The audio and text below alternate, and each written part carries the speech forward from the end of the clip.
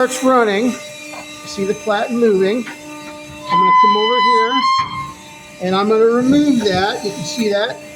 That's only going to run one cycle, and then it'll turn off and not turn on.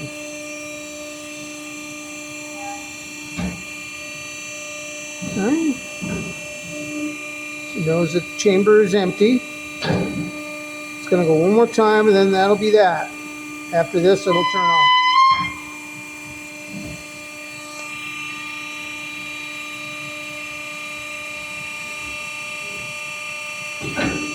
Okay, this should be its last cycle. Very difficult part to install.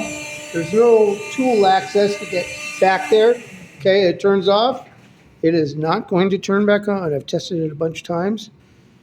That's it. Thank you.